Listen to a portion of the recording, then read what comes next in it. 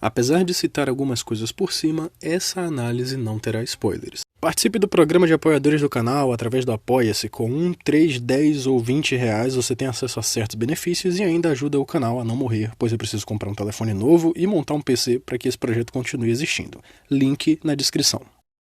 Em setembro de 2003, fazendo parte de um dos projetos sobre Tetsuwan Atom com a Tezuka Productions, ou Astro Boy, como ficou conhecido no ocidente, Naoki Urasawa começou sua serialização de Pluto, o mangá que só foi finalizado em 2009. E essa data é importante porque, muito além de um simples mangá de investigação policial, o Urasawa exerce a função de legado deixada para trás pelo Osamu Tezuka de tornar possível a discussão política sobre crimes de guerra e a relação sentimental do ser humano com esses crimes, além também do fato de que, para toda a guerra, existe um desenvolvimento de armas que destruam mais facilmente o inimigo, fora o ato de tornar pessoas em armas aliadas. Sendo Tetsuwan Atom uma das grandes obras que o Tezuka escreveu para familiarizar cada vez mais as crianças com os assuntos relacionados ao sofrimento por conta da guerra e os problemas irreparáveis que ela causa a longo prazo, eu acreditava que Pluto era uma história que se baseava em acontecimentos e figuras históricas da Segunda Guerra Mundial para criar um plano de fundo de uma guerra que serve como consequência de catástrofes anteriores.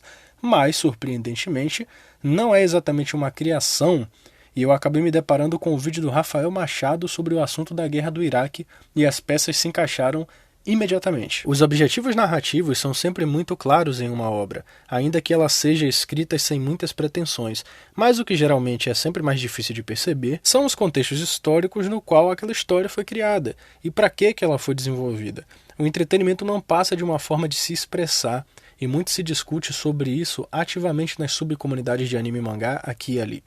Pluto, apesar de ser um anime da Netflix, não sei se vai ter tanta visibilidade assim, e mesmo que tenha, vai cair provavelmente nessa armadilha da bolha otaku, onde cada vez mais as pessoas se fecham para esse tipo de discussão sobre conflitos sociais. O que existe em Pluto é uma clara alegoria àquela guerra que teve início há 20 anos atrás e que só terminou em 2011. Talvez seja até mesmo por isso que Pluto só foi finalizado em 2009, porque o Urasawa provavelmente não queria finalizar a obra antes de conseguir ser especificamente interessante e mais importante nas discussões que ele levantou ali, assim como o Tezuka costumava ser. A guerra do Iraque é consequência do governo de um país que só sabe responder a qualquer conflito com a violência. Depois dos atentados do 11 de setembro, a alternativa para criar uma conexão sentimentalmente apoiadora e descansada com a população estadunidense foi criar outra mentira quando as operações para tentar encontrar o Osama Bin Laden não deu certo. Com a Coreia do Norte, o Iraque e o Irã no imaginário popular do povo estadunidense de que eles eram prováveis inimigos dos Estados Unidos, só restou a opção de passar essa caça ao Osama Bin Laden para debaixo dos panos, atacando o Iraque diretamente para passar essa sensação de segurança, já que o país alcançava o topo dessa lista dos mais perigosos prováveis inimigos dos Estados Unidos. Através do pretexto de que o Iraque estava produzindo um arsenal militar de armas biológicas e atômicas, o presidente George W. Bush, em 2002, já ameaçava atacar o Iraque caso eles não destruíssem esse arsenal. E a ONU chegou até a investigar esse caso, mas não houveram indícios nenhum de que essas armas estivessem sendo desenvolvidas. O governo estadunidense, então, buscou o apoio dos britânicos, que juntos lideraram a invasão militar do Iraque em março de 2003, e aí somente em setembro do mesmo ano que Pluto começou a ser escrito, em cima de todos esses acontecimentos. Os próprios 7 robôs mais poderosos da Terra em Pluto são exatamente o possível arsenal militar assustador que precisa ser detido, e a criação do Pluto foi exatamente para exterminar esses robôs. Robôs que participaram anteriormente de uma guerra e que acreditam que estão sendo procurados nesse momento como um movimento de vingança, mesmo que eles estejam vivendo em suas vidas normalmente na sociedade e não sejam necessariamente um problema para ninguém. E aí, se vocês quiserem uma discussão mais aprofundada sobre esse assunto em específico, estou novamente citando aqui o vídeo do Ilha Kaiju sobre Pluto, já que o Rafael Machado é professor de história e comenta bem melhor sobre essa situação. Agora, 20 anos depois da Guerra do Iraque e 20 anos depois de Pluto ter começado a ser escrito, lança um anime de 8 episódios na Netflix, que já estava sendo desenvolvido há mais ou menos 5 ou 6 anos, mas que curiosamente também chega numa época onde estamos presenciando guerras como a de Israel contra a Palestina e uma que foi comentada absurdamente há pouco tempo atrás, que foi a guerra da Ucrânia com a Rússia, que curiosamente também tem dedo dos Estados Unidos no meio, já que essa guerra é uma extensão dos acontecimentos da Guerra Fria que perdura até hoje. Isso é interessante de se observar especificamente porque Pluto é uma obra vinda do Japão, país que teve diversos problemas com os Estados Unidos, principalmente durante a Segunda Guerra Mundial, e que por conta da invasão e tomada de diversos territórios japoneses logo após a Segunda Guerra, se deparou com uma reestruturação imediata que influenciou exatamente em como as pessoas se relacionam umas com as outras e que demonstra como esse ataque direto à sua cultura e ao seu legado de gerações resultou num afastamento social ainda maior das gerações mais novas com as gerações anteriores. O Akira é uma obra dos anos 80 onde os seus personagens estão ativamente revoltados e eufóricos, tentando obter poder com medo de uma possível bomba atômica, e aí você tem outros tipos de estruturas de narrativa conforme o tempo foi passando no Japão e conforme o ambiente político foi moldando as relações sociais, como por exemplo o Yu Yu Hakusho, onde seu personagem principal vai de encontro a qualquer coisa que seja contra os bons costumes de ética nas relações das gerações anteriores a ele, enquanto o Hunter x Hunter, também do Yoshihiro Togashi, tem um protagonista que, apesar de ser deixado pelo pai, é um moleque bonzinho que não sente um ódio por ele, e seu enorme objetivo nessa jornada toda é só trocar uma ideia com o próprio pai, coisa que já é bastante diferente de uma obra que veio 3 anos antes de Hunter x Hunter, que é Evangelion, onde ao invés dessa euforia e medo da morte a partir da guerra, em Akira, ao invés dessa rebeldia contra as gerações anteriores também de Akira, mas fortemente empregada no Yusuke, em Yu Yu Hakusho, e ao invés dessa posição de deixar o ódio ou o abandono da figura paterna para trás, é uma representação mais sofrida de uma geração que ainda não entendeu como seguir a vida, quando toda uma construção familiar e social de um país caiu por terra e os seus pais são, provavelmente, aqueles revoltados da época em que Akira foi lançado, que foi 1982. A época em que essas obras foram escritas dizem muito sobre o que elas carregam, independentemente do objetivo narrativo que elas possuem. As pessoas sentem coisas, vivem numa sociedade, possuem opiniões sobre tudo que vivem e estão constantemente, mesmo que inconscientemente, reproduzindo culturas, trejeitos e ideais no que escrevem e produzem. Eu também comentei sobre essa questão do afastamento social com as gerações anteriores no vídeo sobre The End of Evangelion, que também vai estar aqui no card, caso vocês queiram dar uma conferida. Ainda se tratando do fato de Pluto ser uma obra do Japão, um dos países onde o estudo e a produção de tecnologia é extremamente avançada, a interconexão do ser humano com as discussões sobre inteligências artificiais, o uso de robôs em tarefas domésticas e uma possível dominação do indivíduo por parte dessas potências robóticas é estritamente pertinente até hoje. Como eu estou ultimamente pesquisando muito sobre gnosticismo por causa das coisas que eu tive que escrever naquele roteiro de 20 páginas sobre The End of Evangelion, eu cheguei em umas certas conclusões sobre o amadurecimento da cultura pop dos anos 90 para cá, onde geralmente, seja japonês ou não, as discussões e construções de suas obras mais psicodélicas ou psicológicas estão quase sempre se aproveitando de teorias gnósticas para criar as bases de seus roteiros,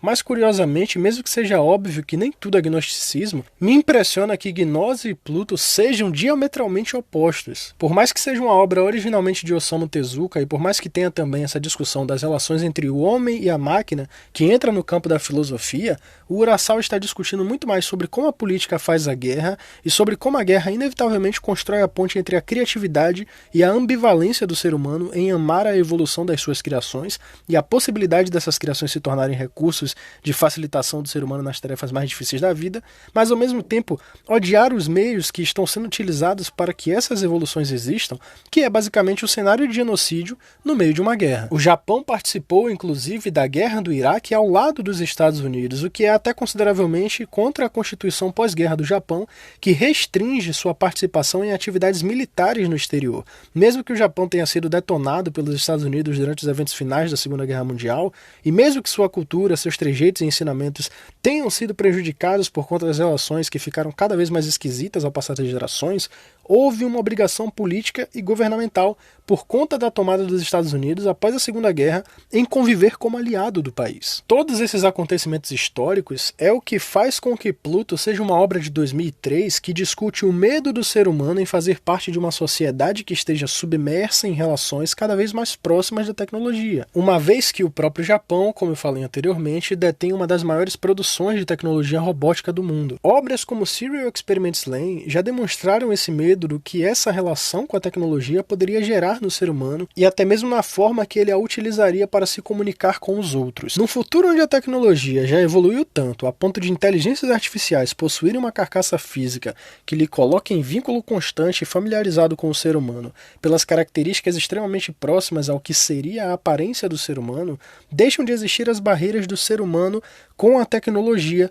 e surgem materializações do que teoricamente seria mais palpável para se relacionar socialmente, depois de uma série de fatores que anteriormente decidiram o destino de toda uma cultura. Nesse sentido, os traços do Naoki Urasawa ajudam demais a incrementar essa substância do humano parecido com um robô, entregando mais ainda a sensação de que, de fato, as relações se tornaram cada vez mais artificiais. Seus personagens são complexos e densos demais por carregarem consigo as bases que fazem com que um ser humano seja totalmente aceito, e nesse vai e vem você tem quebras de expectativa sobre esses personagens, principalmente na relação que eles possuem com alguns dos seres humanos que aparecem na série. A escolha de colocar a Uran como uma criança robô no meio de toda essa confusão que está acontecendo como consequência de crimes de guerra é extremamente precisa, porque a melhor forma de passar o impacto ao leitor ou telespectador sobre os reais problemas do genocídio e da carnificina em massa é através dos sentimentos de uma criança, e você vê muito disso na personagem, já que sua maior realização enquanto robô é conseguir pressentir os sentimentos mais polarizados dos seres vivos, sejam humanos ou animais. A história quer a todo momento fazer com que você se sinta fisgado pelos sentimentos que o nível de detalhamento que ela possui pode lhe causar. Ela já começa com a morte de um robô que só cuidava das pessoas e de outros robôs, e demonstra como isso se torna uma tragédia, porque muitas pessoas, mesmo sendo pessoas e tendo essa desconectividade com a tecnologia humanizada, também choram pela injustiça que aconteceu. Uma série de acontecimentos vai sendo detalhada durante todo o início da série, e em pouquíssimo tempo você tem apego, sentimentalismo e compra facilmente essa ideia de que ser um humano vai muito mais além do que ter apenas um corpo de carne. Logo no primeiro episódio, depois dessas situações, você ainda tem também o Norse número 2, sendo uma ponte para fazer a discussão sobre arte no anime e se ela poderia ser feita a partir de inteligências artificiais, o que é até bastante interessante, já que esse é um dos episódios que mais possuem utilização de CGI como auxílio. Surge a discussão entre um homem velho que não consegue mais progredir na composição das suas músicas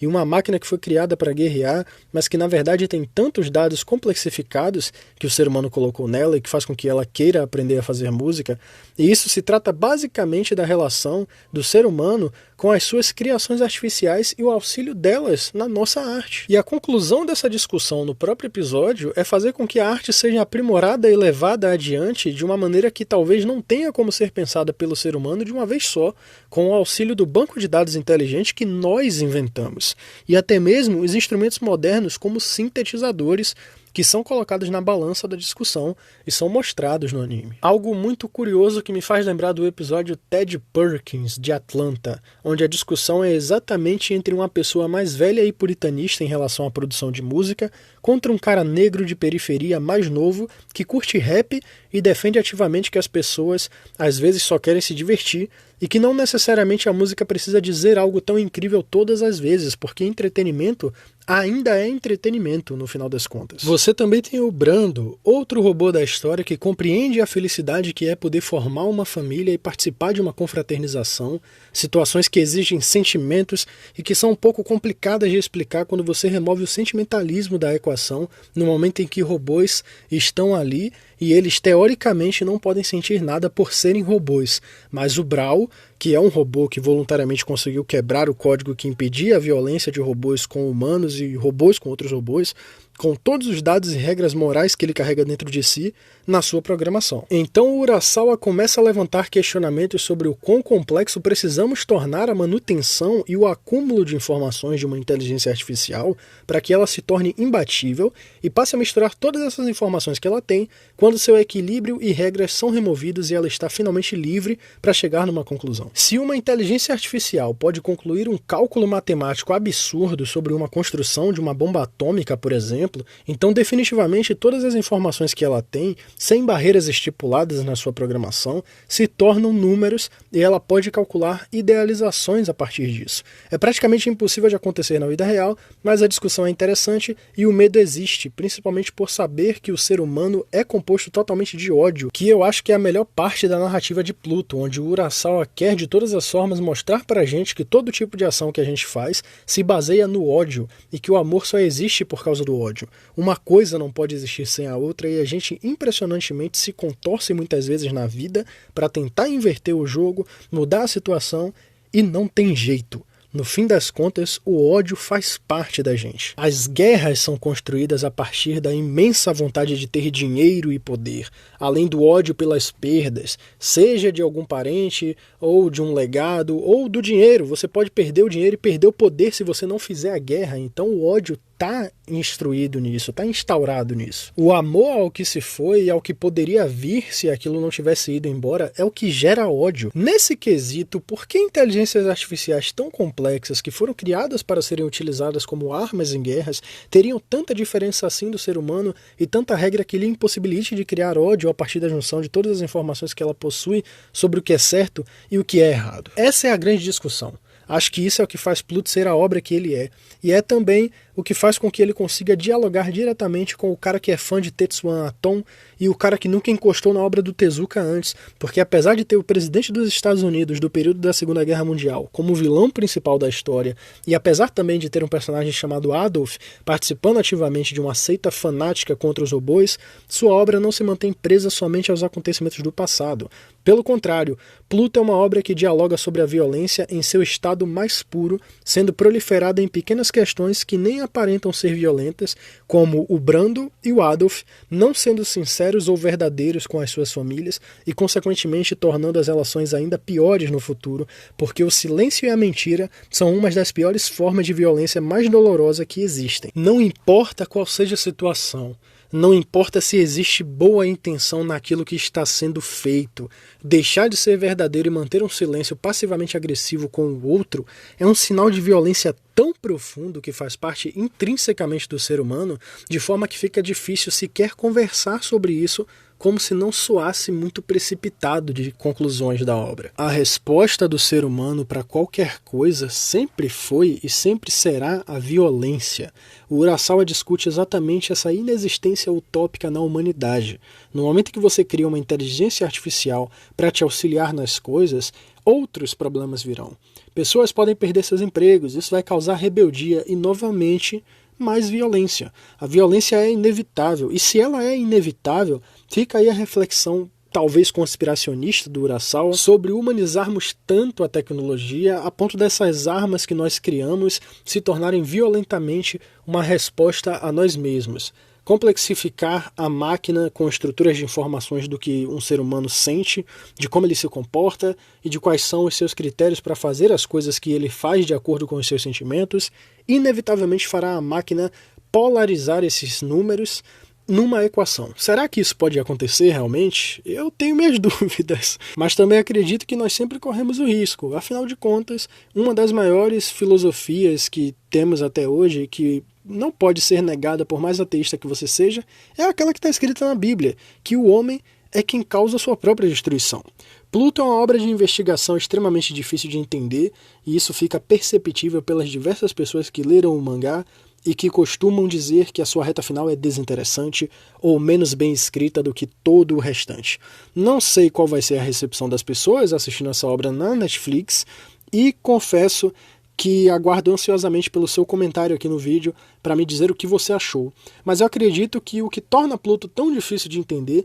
é o mesmo que torna o próprio Tetsuan Atom original e outras obras como Dragon Ball, por exemplo, difíceis de serem compreendidas também. Muito se fala por aí nas subcomunidades de anime e mangá que Tetsuan Atom não vale a pena porque é uma obra infantil, assim como também se fala muito dentro dessas mesmas subcomunidades que Dragon Ball não tem história e ele não tem nada para dizer. O que me leva a crer que quanto mais humano for a escrita de algo, mais dificilmente as pessoas entenderão exatamente o que aquilo quer dizer. A gente chegou num ponto em que Len é tão difícil quanto Dragon Ball pro otaku, e a única diferença entre os dois é que o otaku acredita fortemente que ele entende Dragon Ball. O Pluto é uma versão ainda mais íntima e profunda sobre os sentimentos e como eles estão atrelados a situações historicamente importantes de serem estudadas, para que a gente não caia numa armadilha de continuar repetindo a história de maneira cíclica e inacabável. Seu jeito de contar a história depende de um nível de investigação diferente do 20th Century Boys e do Monster, onde ambos são extremamente épicos de se acompanhar, são muito divertidos, mas que em Pluto são esquetes de investigação, que intercalam em momentos isolados para outro tipo de situação em que você, mesmo que saiba que tem a ver com a história, ainda parece tão distante e destoante do sentimento que você estava tendo com aquilo ali, que se transforma num possível descontentamento geral com a obra, fazendo com que até a escolha de direção do episódio, de deixar aquela história do pianista exatamente depois das investigações começarem na história, seja uma escolha meio ruim, de deixar o volume do mangá exatamente como ele é, ao invés de realocar essa cena para o início, que eu acho que seria uma escolha de direção muito mais interessante. De qualquer forma, é triste ver que não existe um esforço em entender que Pluto não é um épico, mas sim uma tragédia. Seus momentos de ação não são divertidos, eles são decisivos e tristes. Você pode não chorar ou sequer se emocionar, mas isso não tira o fato de que a sua história é uma consequência do erro do ser humano em sempre responder tudo com a violência, e a densidade dessa discussão é tão amarga que ela não vai te divertir. Talvez você se divirta um pouco com o clima e a imersão que a investigação da obra traz, mas os assuntos especificamente não divertem. Aquilo tá ali para te fazer refletir mais do que tudo, principalmente por ter como um dos personagens principais uma criança que está sendo explorada numa guerra e que tem uma irmã que é outra criança que está sofrendo por isso. A história te desloca exatamente do ponto de vista do Atom, ou Astro Boy, para transformar um investigador policial quase que aleatório na obra do Tezuka, porque o Gesicht literalmente não tem o que construir como épico. Ele é o que ele é. Ele é uma arma humanizada que não tem como se defender do seu próprio criador, e seu gatilho é se tornar especificamente o opressor em um determinado momento, que é até uma discussão levantada pelo Darius 14 no anime. As pessoas encaram a luta final do mangá, e agora consequentemente do anime, como algo que não passa a sensação de divertimento de batalha, e realmente, cara, não é pra passar. O objetivo de Pluto é fazer com que você sinta que não tem nada divertido numa guerra, nas consequências dela, e principalmente na distribuição de violência que a gente tem, que poderia virar até mesmo uma discussão sobre a forma como nós produzimos arte e por que sempre precisamos recorrer à violência para gerar entretenimento. É claro que o Tetsuan Atom original e o Dragon Ball fazem uso da violência como parte do entretenimento, e eu não citei eles para dizer que essa discussão faz parte deles e que é por isso que as pessoas costumam não entendê-los também. O meu ponto é que essas coisas são muito mais humanas e sentimentais no cerne de sua história, que compõem intrinsecamente tudo que nós sentimos e vivenciamos para ser discutido, que faz com que fique difícil todo mundo entender que vai muito além de ser uma história bobinha só porque o texto não está falando explicitamente de coisas complexas. Existe complexidade para todo tipo de assunto e situação, e não só o Atom do Tezuka, como o Dragon Ball do Akira Toriyama e o Pluto do Urasawa tratam de questões unicamente humanas, e para muito humano, entender os sentimentos é mais complexo do que entender sobre física quântica.